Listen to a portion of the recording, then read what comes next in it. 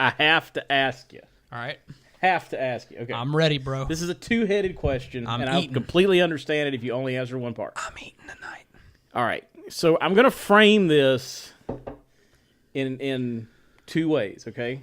Number one, are you happy about the win even though it could have been a loss? And then number two, or 1A. 1A. Is this another example of the Steelers playing down to an opponent, which we have seen them do for the last 5 years at different times? So I'm just going to throw it on the floor. I'm going to leave that pile there, and if you want to step in it, step in it. The answer to your question is yes. To the first part? Both. The answer is yes on both. Okay. And that's kind of what I was going to say first is, look, at the end of the day, I will take a win. At the end of the day, you take a win any way you can get a win. Did I want to beat the Cleveland Browns better than 21-18? Yes, I did. Did I think we would? Yes, I did. Do I think this is another example of the Steelers somehow, some way playing down to opponents? Yes. And you know, Chris, I'll ask you, you've been watching football a lot longer than me. There tends to be a big debate on, is playing down to an opponent a thing? Some people tend to think it's not a thing because you have to go out every week and win games, one game at a time. I happen to be on the side that playing down to an opponent is a real thing because I go by position matchups, and when you look at the Steelers, they clearly are the better roster, and I also look at a team like the New England Patriots. The Pittsburgh Steelers want to be the New England Patriots, right? Well, what do the Patriots do when they play bad teams? They kill them. They pummel them. And I think that if the Steelers are going to be a team that replicates what the Patriots do, they got to win these games better. But at the end of the day... No, to answer your question to me, I think it's a real thing. Well, yeah. I mean, I do. Now, because human nature is human nature. Absolutely. You and I breathe a sigh of relief when we see Clemson. They're going to play a patsy. Yeah. Because we think, okay, Clemson's just so much better than they are. Right. And why wouldn't players do that? Yeah. On a little bit larger scale. Yeah, absolutely. I feel the exact same way. And look, at the end of the day, my happiness has kind of outweighed the not happiness because at the end of the day, you did go on the road against a divisional opponent in the opening game, and you won. So you're 1-0 not only in the league, but you're 1-0 in the division on the road first game. That is something to be positive about. But I'm actually going to lead off this game, Chris, a little unorthodox. I kind of usually start with the offense or defense and kind of just go from there. I'm going to lead off with just penalties overall. I'm going to start there, and then we'll move to the offense and defense. Chris, I just kind of talked about how the good has kind of outweighed in terms of how I feel about it. I'm happier than not. One of the big reasons why I'm happy about this win, Chris, is somehow, some way, through some cosmic event, the Steelers managed to win a football game by committing 13 penalties for 134 yards. If I knew nothing about this game, okay, you didn't show me anything else about that box score, the only thing you showed me was 13 penalties for 134 yards, I would have said we lost. I would have 100% said, we're done. There's no way you commit that many penalties with that much yardage and you win a football game. Right. So I feel grateful to have committed that many penalties and still won a football game. And it was across the board. The offense committed them. The defense committed them. There were some special team penalties as well. Just across the board, absolutely terrible. But we'll kind of highlight some of those penalties as we run through. But I did just want to lead off with that. Very impressed we won a game with committing 13 penalties. We'll start with the offensive side of the football today, and we'll start with the frustrating parts of the offensive performance. The first thing I want to talk about is play calling. Chris, I kind of felt like it took Todd Haley until the end of the first half to kind of adjust to what the Browns were doing overall. And the CBS commentators were even talking about it, and I have to give the Browns credit in some areas. It was very clear what they were doing from the get-go. You had their corners playing about 20 feet off the football. You had their, and by the way, what I'm about to say is not an exaggeration because, I like to exaggerate sometimes for just comedic purposes. Right. The Browns safeties were literally playing 30 yards off the football, like literally 30 yards. You'd have the front and then 30 yards back are your safeties. And it was very, even without being a guru who watches a lot of football film, you know what that defensive mindset is trying to do. You're not letting a big play happen downfield. The Browns came into this game thinking, hey, we're going to embrace the old Dick LeBeau philosophy of you're not taking the top off the defense, we'll tackle the initial catch. Obviously, they didn't want guys like Antonio Brown and Martavis Bryant stretching the field all game, so that's why they came out with that mindset. But Chris, you, sir, have been watching football a lot longer than me, okay?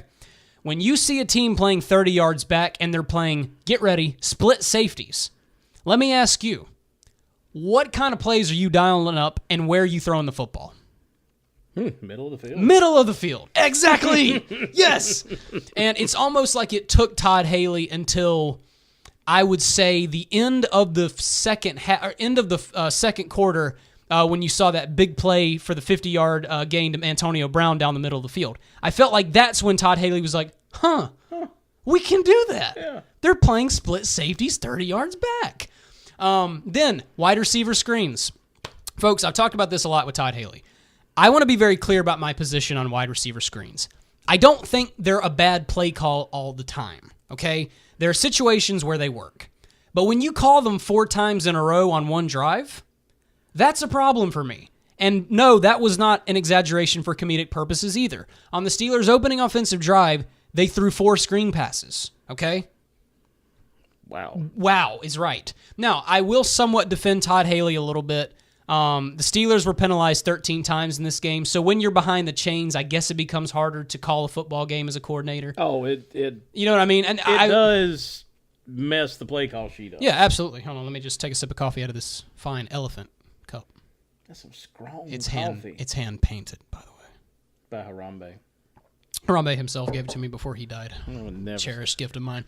But yeah, look, I'm not going to crap on Todd Haley too terribly hard. I did think it took a while for him to adjust, and the screen passes were a little excessive. But in his defense, I don't think any coordinator can anticipate 13 penalties in a single game. That does kind of screw up the game plan a little bit.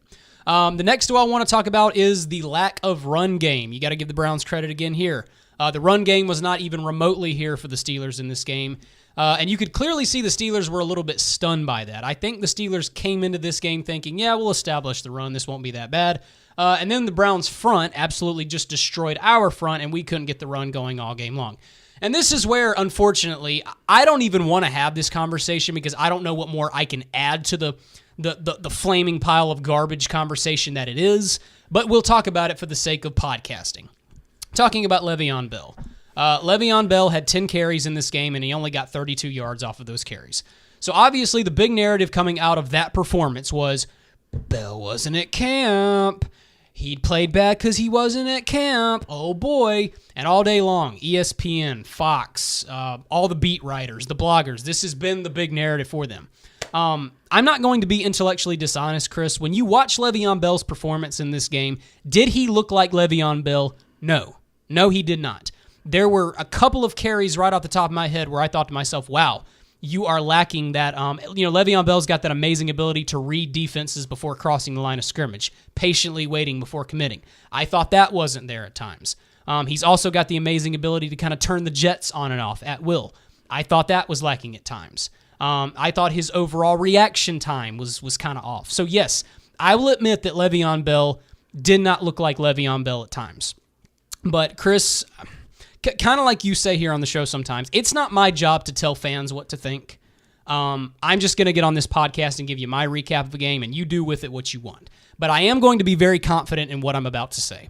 You fans out there, you beat writers, you websites, if that's the number one narrative you're going with for why Bell played a bad game, one of two things is going on. Number one, you are ignorantly going with an argument. You're just kind of running with that lazy argument. Number two, you didn't really watch the game and you whipped out your smartphone and you turned on your ESPN mobile app and you saw 10 for 32 and then you got on your blog and started writing about it. Okay? Can we talk about the run blocking in this game? I was going to say, I mean... The run blocking was atrocious. It was as atrocious as a run blocking performance as I've ever seen. Now, the line was great out in pass protection. Ben only went down one time in this game. But, man, let me tell you something. Against the run, it was awful. It was absolutely terrible. And also, penalties. That's the next thing I'm going to talk about. Talking about these penalties again. And yes, I am going to be Team Mike Tomlin on this argument. One of the other big stories that's kind of been starting to smolder a little bit today, Chris, is Mike Tomlin. He said it after the game initially and then reiterated it again today in his weekly Tuesday press conference. He blamed penalties more than Le'Veon Bell not being in camp, okay? And I'm going to defend Mike Tomlin because, Chris, let me ask you a question. The Steelers were penalized a total 5 times in this game. You had offensive holding calls. Now, let me ask you a question. When you're in a 1st and 20, a 2nd and 20 situation, does running the football become ideal? No. Absolutely not, it doesn't. So is Mike Tomlin right? Yeah, he kind of is right. It does become hard to run the football when you're highly penalized and you're behind the sticks all game. Tomlin was grilled for that today. Some people even writing about him, saying he was inept and didn't know what was going on. No, I think he's exactly right. And I'm also going to defend Mike Tomlin getting a little testy about the question. It's got to be annoying when you had a lot of good things happen in a game and you only get asked about one thing. Oh, yeah. So, coaches have to endure yeah. a narrative that the media sort of has crafted. Yes. And, I think that's why coaches get ill. Yeah. Well, it's got to be because they annoying. answer the question initially, and then you get asked 4 or 5 more times. 6 different ways. You get asked the same question 6 different ways, and at some point you just got to say, I answered this question. Yeah, it is what it is. Oh, and for those of you out there, James Conner didn't have any luck running the football either. James Conner averaged 2 yards a carry in this game. So if you want to run with the Le'Veon Bell wasn't prepared because he wasn't at camp story, you can, but hey, watch James Conner in this game too. He didn't have any luck with the run blocking. So, yes, I do think there was an aspect to this of he did look a little rusty at times, and I do think you can blame that on the holdout, but don't roll with that as your number one narrative. That's all I'm trying to say. Watch the football game. Look at every side of the coin. Be smart, people. That's all I'm saying. But it was not all bad for the offensive performance, though. Since Bell in the run game wasn't there, it was up to Ben to get things done, and he did. I was very, very happy with how Ben Roethlisberger played in this game. I thought he looked smooth. I thought he looked comfortable. He did have that interception there in the third quarter that ultimately, look, you can argue that's kind of what kept the Browns in the game in a lot of ways, because at that point, it was a 3rd down and 9 play, I believe, at the Browns' 30-yard line. So you're already in field goal range. You can potentially get a touchdown on this drive. If you get a touchdown on this drive, you go up 28-10. Kick a field goal, you're up 24-10. So in a lot of ways, you can kind of argue that Ben's interception maybe kept the Browns in this game a little bit. Now, to talk about the interception a little bit, look, you're going to see Tom Brady make this throw from time to time. You're going to see Drew Brees make it. You're going to see Rodgers make it. These veteran quarterbacks from time to time, Chris, just get stubborn. I will throw the football to you. I will force it to you. You will catch this ball. Right. He's trying to hit Martavis Bryant, who is in stride running over the middle of the field. I think if Ben would have led him a little more to the left and maybe thrown a little bit higher, take advantage of the 6'4" height, maybe it would have worked out. But it wasn't the worst interception I've ever seen in my life. The Browns defender made a nice play on the ball, tipped it, flew back, intercepted. Not the worst thing I've ever seen. It is forgivable. But a very strong day for him overall. 24-36 for 263, 2 touchdowns, which, by the way, Chris, with that win yesterday, Ben Roethlisberger is now the winningest quarterback in Browns history since 1999. Yeah, I saw that. Contrary to what you believe about the Browns front office, Ben Roethlisberger is the owner of the Cleveland Browns, everybody. Think about that for a second. Every Browns QB since 99, Ben has more wins than them. Yeah, that was... wow. That was pretty amazing. Wow. And both of his touchdown passes went to Jesse James. Jesse James, Chris, did some things in this game that I don't think I've seen him do ever since he's been here as it relates to the passing game. And I think yesterday was a big, Sunday was a big statement game for Jesse James. Obviously, the Steelers go out and sign Vance McDonald in free agency. Mike Tomlin is talking about how this tight end group has not been consistent. And I bet James took that a little personally. I'm sure that lit a little bit of a fire under him. He finished the day with 6 catches for 41 yards, 2 touchdown passes, and by the way, caught both of those touchdown passes in the red zone. One of the areas that Jesse James really let us down in last year was the red zone. We expected him to be a big red zone threat for us, and he kind of failed us in that area. So for him to catch 2 big touchdown passes this year, or this first game, I thought was very impressive for him. So big day for Jesse James, and hopefully he can grow, and this can kind of become a every game sort of a thing for him. And then there's Antonio Brown, folks. Chris, that man's so good that it hurts sometimes. The famous evil Mike Tomlin Twitter profile. I don't know if you follow that profile, but you should. It's easily one of the funniest profiles on Twitter. They said it best on Sunday. Having him on your team is like having a human cheat code. His awareness, his reaction times, everything about this guy's game is mind-boggling to me. I'm sorry, did you say sheep coat? Sheep coat. Did you say he's like having a human sheep coat? Cheat code. But I'm sure with all that money he's making, he probably has a sheep I was coat. thinking, well, a human sheep coat. A sheep coat. I guess in the cold weather that'd be awesome. Oh, sure. I'd want to be a human sheep coat. And the sheep coat. Okay. Comment below. You like sheep? We like sheep. Sorry about that. Or maybe you're those people who don't wear wool. Right. We I don't wear wool. No. Cheat code. And there are 3 catches that I want to highlight. Obviously, we're going to get to the big one that ultimately sealed the game, but there's 2 other catches that I want to highlight. First one, Ben hits him on a quick slant, okay? The ball is also tipped on this slant too, Chris. And the thing about these quick slant throws is those plays are designed to, right when the quarterback says hike, get the ball out quick, okay? It's not like you're having a 3-step drop. It's hike, I'm throwing to you. So as a receiver, you have a limited to almost no amount of time to react to the play, okay? Right. The ball is tipped. Antonio Brown somehow, some way has the reaction time to see the ball is tipped, wait, then catch it, and then take it for a gain. To me, I don't know if in that short period of time most receivers can make that adjustment. The big 50-yard game where he took it downfield. That ball was also tipped. He's already in full stride, and most of the time, man, when the ball is tipped and you're full stride in your route, you're done as a receiver. It's hard to come back from that, but AB somehow does it. And then, of course, the game-clinching play, 2:47 in the fourth, 2nd and 12 from their own 18. Ben gets flushed out of the pocket, basically just chucks it down the field to Brown. Folks, he caught that ball in triple coverage. I mean, he had 3 Browns around him, somehow hauled that thing down. They tried to overturn it. They challenged it. It was clearly a catch. Antonio Brown just continues to blow the argument out of the water that small receivers can't be physical. That, you need to be 6'3", 6'4" to be able to make contested catches in traffic. AB laughs at you. He laughs at that argument. I know AB continues to just... I know we talk about him all the time, but he just continues to blow my mind on a year-to-year basis. I don't think I've gotten used to how good he is quite yet. That pretty much does it for my offensive discussion. Moving on to the defense. Look, obviously the defensive performance was not perfect. There's obviously some things we can sit here and nitpick. They did share in the 13 penalties. Some of them I thought were bad calls, including that pass interference on Sean Davis. There was a holding call on Artie Burns that I did not agree with. I thought the hit to the head by William Gay, that was forgivable because, look, man, that's just one of those unlucky plays where you're flying in as a defender, you're already at full speed, and it's just kind of hard to make that adjustment at that point. Also, I completely agree with Mike Tomlin being irate over there on the sideline. They threw that flag a solid minute after the play was dead, okay? I know Gay hit him in the head, but if you're going to throw a flag, throw the flag. Don't wait until a solid 60 seconds after a play. I'm sorry. And then you just had some infuriating penalties. The late hits by Ryan Shazier and the one by TJ Watt I thought were just unacceptable, just undisciplined plays. You got to be better than that. You got to be smarter than that.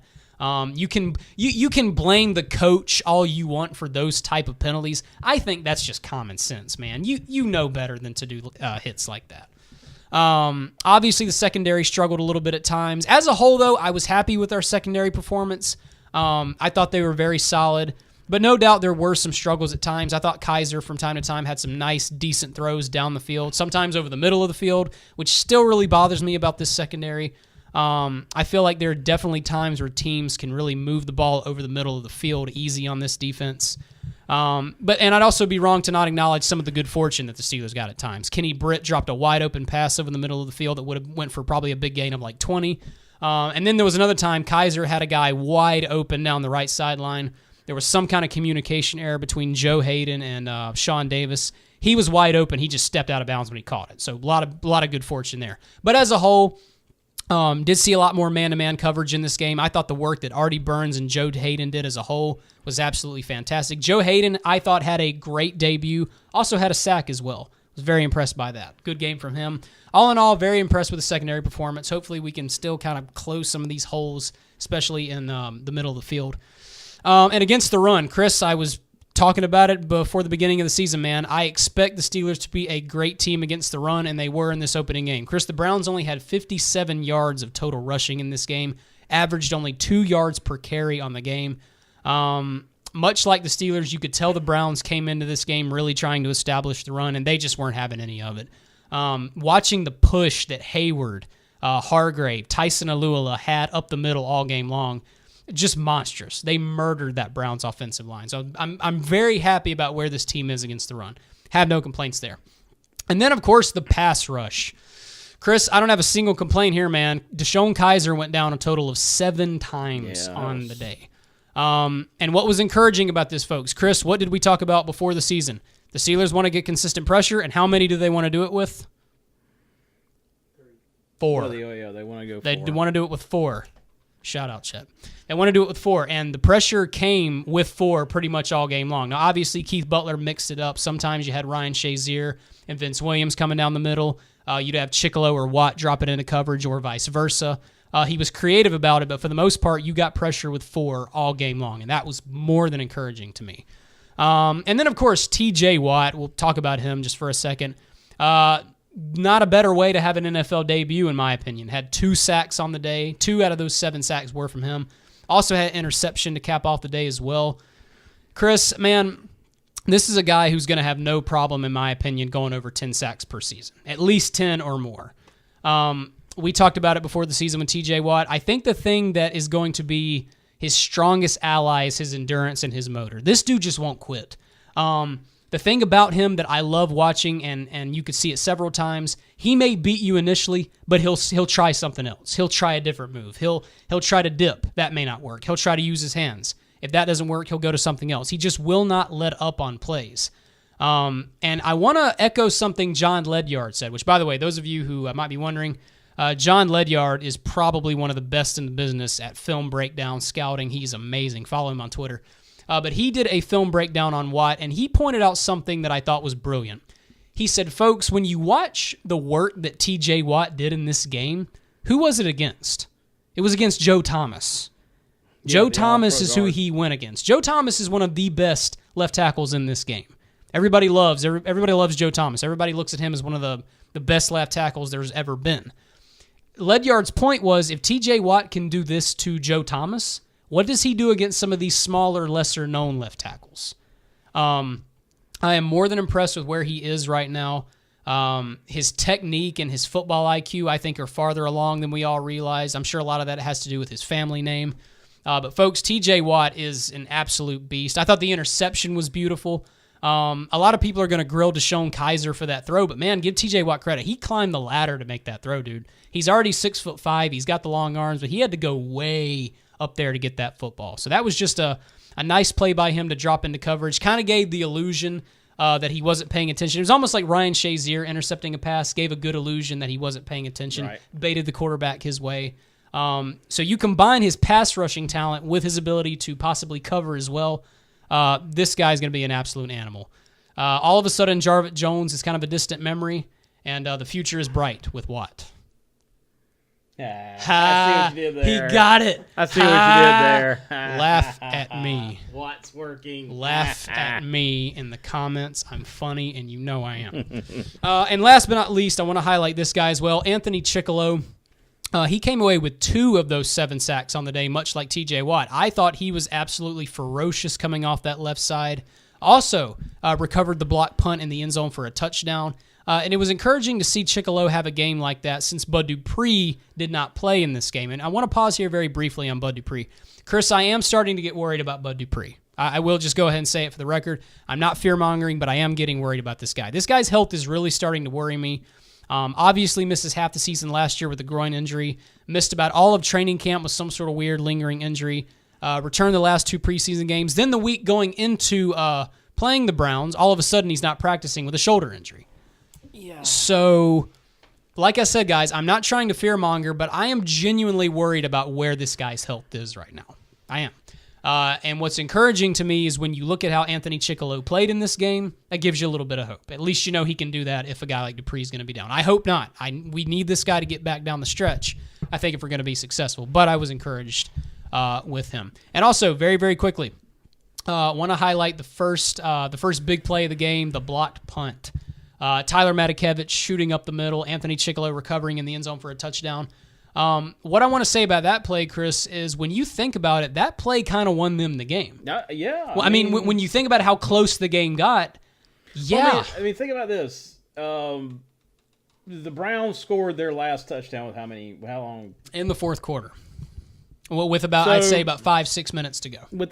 All things being equal, if you take away that block punt, this is a 14-10 game. Well, and they also went for 2 and got it, so it's 21-18 at that point. So you're thinking, holy cow. Yeah. So when you think back to that block punt, yeah, that kind of saved the day in a lot of ways. Couldn't have known it at that point, but it did. Anyway, guys, that kind of does it for my game recap. I guess I'll reiterate what I said at the beginning. Would I have liked to beat the Cleveland Browns a lot more than 21-18? Yes. Am I altogether satisfied? No. But will I take a win on the road in an opening game against a division opponent? Yes, I will.